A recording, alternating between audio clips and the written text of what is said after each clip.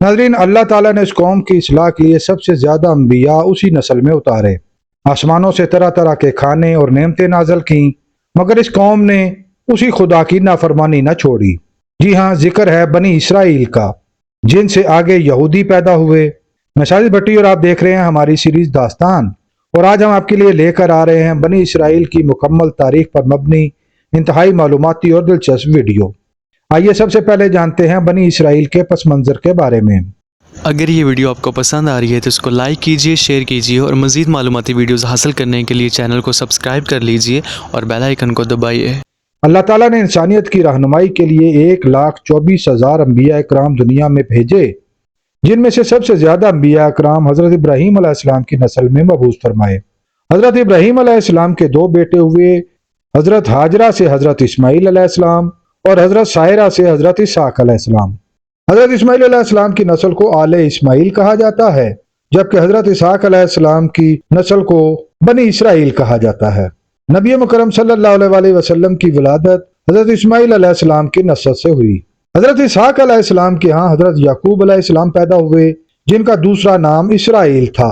इन्हीं की औलाद को बनी इसराइल कहा जाता है। इसराइल का मतलब है खुदा का बंदा। हज़रत याकूब अलैहिस्सलाम की दो बीवियों और दो बांदियों में से आपके 12 बेटे और एक बेटी पैदा हुई। यहूदियों का मानना है कि हज़रत याकूब अलैहिस्सलाम को एक रोज एक ख्वाब में अल्लाह ताला ने फ़लस्तीन की सरजमीन अता करने की बिशारत दी। इसी वजह से यहूदी फ़लस्तीन की सरजमीन पर अपना हक के मलकियत जमाते हैं। यहूदी हज़रत इसहाक अलैहिस्सलाम के अलावा किसी और नबी को तकरीम और इज्जत नहीं देते। यहूदियों का मानना है कि अल्लाह ताला के हुक्म पर हज़रत इब्राहीम अलैहिस्सलाम ने हज़रत इस्माईल अलैहिस्सलाम को नहीं बल्कि हज़रत इसहाक अलैहिस्सलाम को कुर्बानी के लिए लिटाया था। हज़रत याकूब अलैहिस्सलाम के यहाँ पैदा होने वाले 12 बेटों के नाम कुछ यूं है: रूबेन, शमून, लावी, यहूदा, अशकार, ज़ोबिलोन, चाद, आशिर, दान, नफ्ताली, बिन्यामीन और हज़रत यूसुफ अलैहिस्सलाम। इन्हीं 12 बेटों की औलादें आले इसराइल या बनी इसराइल कहलाती हैं। इनकी नस्ल से बनी इसराइल के 12 कबाइल वजूद में आए। हज़रत याकूब अलैहिस्सलाम को हज़रत यूसुफ अलैहिस्सलाम और बिन्यामीन से बहुत ज्यादा मोहब्बत थी, जिसकी वजह से बाकी 10 भाई हसद करते थे। उन्होंने हज़रत यूसुफ अलैहिस्सलाम को कुएं में फेंक दिया। एक ताजर ने आपको जिंदा निकाला और मिस्र के बाजार में जाकर बेच दिया। बिकते बिकते आप फिरौन मिस्र के दरबार तक पहुंचे। जल्दी हज़रत यूसुफ अलैहिस्सलाम अजीज मिस्र यानी वजीर आजम बन गए। इसी दौरान कनान की बस्ती में कहत पड़ गया और हज़रत यूसुफ अलैहिस्सलाम ने अपने खानदान को मिस्र बुला लिया। हज़रत याकूब अलैहिस्सलाम की क़यादत में तमाम खानदान मिस्र पहुंचा और फिर यही मकीम हो गया। हज़रत याकूब अलैहिस्सलाम के विसाल के बाद उनकी वसीयत के मुताबिक उन्हें हज़रत इसहाक अलैहिस्सलाम के पहलू में दफन किया गया। ये तमाम वाक़यात सूरह यूसुफ और सूरह बनी इसराइल में दर्ज हैं। 1392 कबल मसीह में मिस्र में ही बनी इसराइल में हज़रत मूसा अलैहिस्सलाम की विलादत हुई। उस वक्त फ़राईन मिस्र की हुकूमत थी, जो बनी इसराइल पर सख्त मुजालम ढाते थे। उन्होंने बनी इसराइल को गुलाम बना लिया। हज़रत मूसा अलैहिस्सलाम की विलादत से कबल जादूगरों ने फिरौन को बताया कि बनी इसराइल में एक बच्चा पैदा होगा जो तुम्हारी खुदाई और बादशाहत को खत्म कर देगा। फिरौन के हुक्म पर बनी इसराइल में हर पैदा होने वाले बच्चे को कत्ल कर दिया जाता था। जब हज़रत मूसा अलैहिस्सलाम की विलादत हुई तो आपकी वालदा ने आपकी जिंदगी बचाने के लिए आपको एक संदूक में बंद करके दरिया में डाल दिया। यह दरिया फिरौन के महल से होकर गुजरता था। फिरौन की बीवी ने संदूक देखा, खोला तो उसमें एक प्यारा सा बच्चा था। वो उसे महल में ले गई। हज़रत मूसा किसी और औरत का दूध न पीते थे। मुख्तलिफ औरतों को महल में लाया गया, जिनमें आपकी वालदा भी शामिल थी। हज़रत मूसा अलैहिस्सलाम ने अपनी वालदा का दूध पी लिया और इसी तरह आपकी परवरिश फिरौन के महल में हुई। जब अल्लाह ताला ने हज़रत मूसा अलैहिस्सलाम को नबूवत से नवाजा और आपको हुक्म दिया कि बनी इसराइल को फिरौन की गुलामी से निजात दिलाएं, तो आपने फिरौन मिस्र को दीन हक की दावत दी, मगर वो इनकार करके मजालम ढाने लगा। आखिर अल्लाह ताला के हुक्म पर आप बनी इसराइल को लेकर हिजरत कर गए। फिरौन को भी आपके निकल जाने की इतला हुई और उसने एक बड़ी फौज के साथ आपका पीछा किया। हज़रत मूसा अलैहिस्सलाम के रास्ते में बहरा कुलज़म पड़ता था। आपने अपना असा पानी में मारा तो पानी 2 हिस्सों में तकसीम हो गया और एक रास्ता बन गया। हज़रत मूसा अलैहिस्सलाम और उनके साथी जब दूसरी तरफ पहुंच गए तो उस वक्त फिरौन की फौज समंदर के दरमियान थी कि पानी आपस में मिल गया और फिरौन अपनी फौज समेत गर्क हो गया। حضرت موسیٰ علیہ السلام اپنے ساتھیوں کو لے کر وادی سینا کی طرف پہنچے اور 40 سال تک یہاں قیام کیا۔ اس دوران بنی اسرائیل کی فرمائش اور حضرت موسیٰ علیہ السلام کی دعا پر اللہ تعالیٰ نے جنت سے من و سلوہ اور دوسری نعمتیں نازل کیں۔ جب حضرت موسیٰ علیہ السلام کوہ طور پر گئے تو بنی اسرائیل نے آپ کی عدم موجودگی میں گائے کے بچڑے کی پوجا شروع کر دی۔ قرآن کریم میں سورہ بقرہ میں تمام واقعات درج ہے۔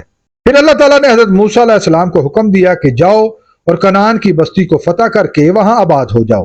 حضرت موسیٰ علیہ السلام نے اپنی قوم کو کنعان کی طرف جنگی پیش قدمی کا کہا تو قوم نے یہ کہہ کر انکار کر دیا کہ موسیٰ ہم اس وقت تک اس شہر میں داخل نہیں ہوں گے جب تک وہ اس میں موجود ہیں، تو تم اور تمہارا رب جا کر لڑو، ہم تو یہاں بیٹھے ہیں۔ یہ سارا واقعہ سورہ مائدہ آیت نمبر 21 سے 28 میں بیان کیا گیا ہے۔ اس کے بعد حضرت موسیٰ علیہ السلام کنعان کی طرف پیش قدمی کر گئے، مگر آپ راستے میں ہی تھے کہ آپ کا وصال ہو گیا۔ بعد ازاں حضرت نوشہ بن نون کی قیادت میں کنعان فتح ہوا۔ کنعان پہنچ کر یہاں ایک سلطنت قائم کی گئی۔ 965 قبل مسیح میں حضرت داؤد علیہ السلام فلسطین میں پیدا ہوئے۔ اس زمانے میں نبوت آل لاوی میں جبکہ بادشاہت آل یہودا میں پائی جاتی تھی، مگر حضرت داؤد علیہ السلام کو اللہ تعالیٰ نے دونوں اعزازات سے نوازا۔ اللہ تعالیٰ نے آپ کو مقدس کتاب زبور عطا کی۔ آپ کی آواز انتہائی دل نشین تھی، جس کی وجہ سے اسے لہن داؤدی کہہ کر پکارا جاتا ہے۔ بچپن میں ہی آپ نے طالوت و جالوت کی لڑائی میں حصہ لیا۔ طالوت کی طرف سے لڑتے ہوئے آپ نے جالوت کو واصل جہنم کیا۔ اس کے بعد فلسطین کے بادشاہ سول نے آپ کو اپنی بیٹی نکاح میں دے دی اور اس طرح آپ فلسطین کے بادشاہ بن گئے۔ حضرت داؤد علیہ السلام کے بعد حضرت سلیمان علیہ السلام کو اللہ تعالیٰ نے فلسطین کی بادشاہی بخشی۔ اللہ تعالیٰ نے تمام جن و انس اور پرندوں کی بولیاں آپ کو سکھائیں اور ان کے ساتھ ساتھ پانیوں اور ہواؤں پر بھی حکمرانی بخشی۔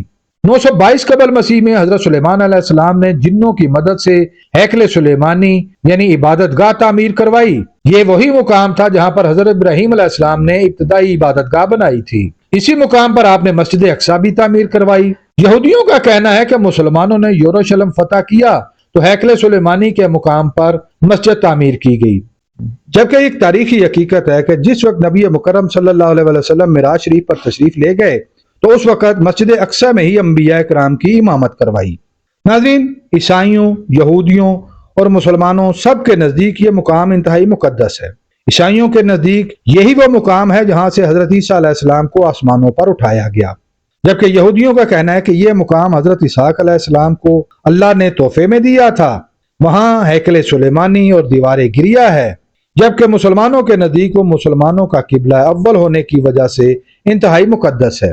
اللہ تعالیٰ نے بنی اسرائیل کی ہدایت کے لیے بہت سے انبیاء کرام مبعوث فرمائے، جن میں حضرت یعقوب علیہ السلام، حضرت یوسف علیہ السلام، حضرت موسیٰ علیہ السلام، حضرت ہارون علیہ السلام، حضرت یوشع علیہ السلام، حضرت داؤد علیہ السلام، حضرت سلیمان علیہ السلام، حضرت الیاس علیہ السلام، حضرت دانیال علیہ السلام، حضرت یسع علیہ السلام، حضرت یونس علیہ السلام، حضرت زکریا علیہ السلام، حضرت یحییٰ اور حضرت عیسیٰ علیہ السلام کے نام انتہائی نمایاں ہیں۔ 556 قبل مسیح میں یہ ریاست 2 حصوں میں تقسیم ہو گئی، اسرائیل اور جودا۔ 722 قبل مسیح میں اسرائیل کی مملکت کو اشوری سلطنت نے فتح کر لیا اور یہودیوں کو وہاں سے بے دخل کر دیا، جس کے بعد یہ قبائل وہاں سے کہیں جا کر آباد ہو گئے، جن کو بنی اسرائیل کے 10 گم شدہ قبائل کہا جاتا ہے، جن کے بارے میں بہت سی قیاس آرائیاں بھی موجود ہیں۔ 597 قبل مسیح میں بابل کے بادشاہ بخت نصر نے یروشلم کو تباہ کر دیا۔ اس نے ہیکل سلیمانی کو بھی مسمار کر دیا۔ 586 قبل مسیح میں بخت نصر 4000 یہودیوں کو گرفتار کر کے بابل لے آیا اور یہ قید 70 سال تک برقرار رہی۔ 540 قبل مسیح میں ایرانی شہنشاہ کورش اعظم نے بابل اور فلسطین کو فتح کر لیا۔ اس نے یہودیوں کو آزاد کر کے واپس فلسطین میں آباد کیا اور ہیکل سلیمانی کی نئے سرے سے تعمیر کروائی۔ 333 قبل مسیح میں اسکندر اعظم نے اس خطے کو فتح کر کے یونان میں شامل کر لیا اور یہودیوں کو ایک بار پھر وہاں سے نکال دیا۔ روم کے بادشاہ ہیدرون نے 118 قبل مسیح میں یہودیوں کو واپس آنے کی اجازت دے دی، مگر انہوں نے پھر بغاوت کر دی، جس پر شہر کو پھر تباہ کر دیا گیا اور یہودیوں کو وہاں سے نکال دیا گیا۔ حضرت عیسیٰ علیہ السلام کی ولادت بھی بنی اسرائیل میں ہوئی، مگر بنی اسرائیل کے حکمرانوں نے آپ کی شدید مخالفت کی اور آپ کو سولی چڑھا کر قتل کرنے کی کوشش کی، مگر اللہ رب العزت نے ان کو آسمان پر اٹھا لیا۔ حضرت عمر فاروق رضی اللہ تعالیٰ عنہ کے دور میں 636 عیسوی میں بیت المقدس اور فلسطین پر مسلمانوں کا قبضہ ہو گیا۔ 639 عیسوی میں حضرت عمر فاروق رضی اللہ تعالیٰ عنہ نے مسجد اقصی دوبارہ تعمیر کروائی۔ اس کے بعد صلیبی جنگوں کے دور کو نکال کر 1282 برس تک فلسطین مسلمانوں کے قبضے میں رہا۔ پہلی جنگ عظیم کے بعد ترکوں کو شکست ہوئی اور سلطنت عثمانیہ کو ٹکڑے ٹکڑے کر کے مغربی ممالک میں تقسیم کر دیا گیا۔ فلسطین کا علاقہ برطانیہ کے حصے میں آیا۔ برطانیہ نے دوبارہ یہودیوں کو فلسطین میں آباد کرنا شروع کیا۔ آہستہ آہستہ یہودیوں نے فلسطینی علاقوں پر قبضہ کرنا شروع کر دیا اور 1948 کو آزاد اسرائیلی ریاست کا اعلان کر دیا اور فلسطینیوں پر مظالم کے پہاڑ ڈھانا شروع کر دیے۔ 75 سال سے ان کی نسل کشی جاری ہے۔ دوسری عالمی جنگ میں پورے یورپ میں یہودیوں کے خلاف شدید نفرت ابھری، جس کی بنیاد پر نازی جرمنی کے چانسلر ہٹلر نے یہودیوں کی بڑے پیمانے پر قتل عام کیا۔ 4000 سال گزر جانے کے بعد بھی فلسطین ایک متنازع علاقہ ہے اور یہودی اپنی جارحیت کے ساتھ فلسطینی مسلمانوں کا قتل عام کر رہے ہیں اور عالمی دنیا بے حس ہو کر اس کا نظارہ کر رہی ہے۔ ناظرین، بنی اسرائیل کی تمام تاریخ کو دیکھیں تو وہ فساد، لڑائی جھگڑے، خون خرابہ اور اللہ سے بغاوت پر معمور نظر آتی ہے۔ امید ہے آپ کو ہماری یہ کاوش پسند آئی ہوگی۔ بہت جلد ایک نئی معلوماتی اور دلچسپ ویڈیو لے کر آپ کے سامنے حاضر ہوں گے۔ اگر آپ اس ویڈیو کے بارے میں اپنی کوئی رائے دینا چاہیں تو کمنٹ باکس کا استعمال کریں۔